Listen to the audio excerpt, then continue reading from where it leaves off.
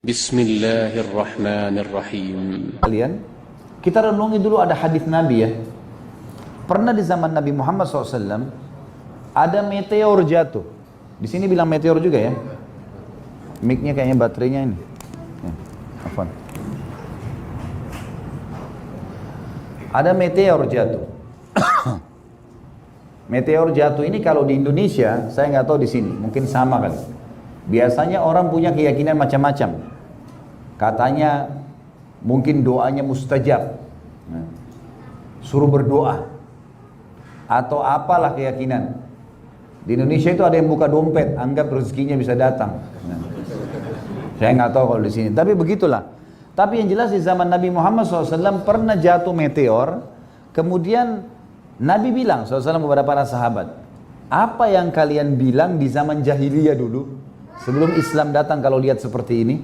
Kata para sahabat, ya Rasulullah, kami meyakini kalau itu terjadi, ada meteor jatuh, berarti ada orang yang terkenal lahir pada malam itu, saat itu, atau ada orang terkenal meninggal dunia.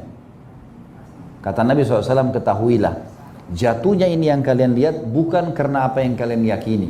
Tapi, kalau Tuhan kita Allah ingin menentukan sebuah keputusan, misal gini Bapak Ibu sekalian, besok hari Ahad besok, kadar air, kadar udara, siapa yang lahir, siapa yang mati, apa yang rusak, apa yang baru dibuat, semua itu keputusan Allah untuk besok di bumi dan di alam semesta, baru Allah sampaikan malam harinya.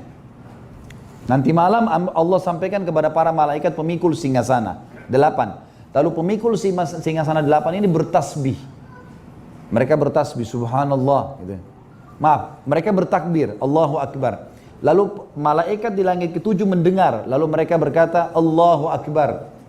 Dalam riwayat dikatakan bertasbih, subhanallah. Lalu malaikat langit ke-5 mendengar, langit ke-6 mendengar, langit ke-7 mereka bertasbih. Langit ke-5 mendengar, langit ke-6 mereka bertasbih sampai ke langit pertama. Semuanya malaikat bertasbih.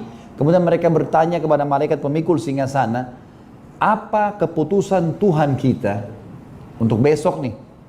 Maka disampaikanlah oleh pemikul singgasana 8, di sini hujan, di sini mati, di sini lahir, di sini semua. Apa yang akan terjadi besok disampaikan pada saat itu. Jadi malaikat di langit pun tidak tahu besok terjadi apa kecuali nanti malam.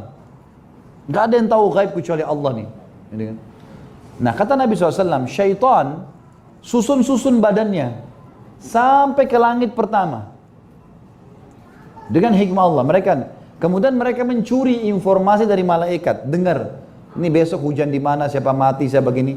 Lalu mereka akan temukan banyak malaikat di langit-langit itu yang memanah mereka dengan anak-anak panah berapi. Dan itu dari bintang-bintang. Serpihan meteor itu, itulah anak panah malaikat.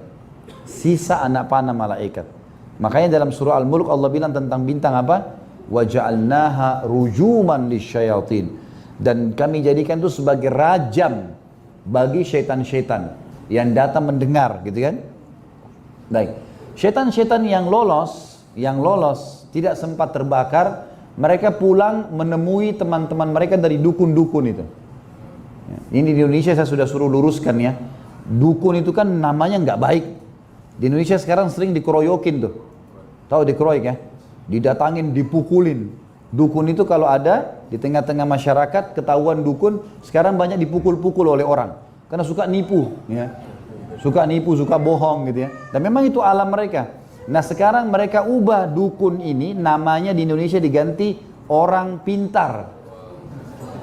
Nah, padahal ini orang bodoh gitu.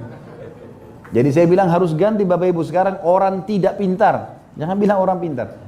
Juga diganti nama lain, paranormal. Itu di atas normal ya. Mestinya orang tidak normal.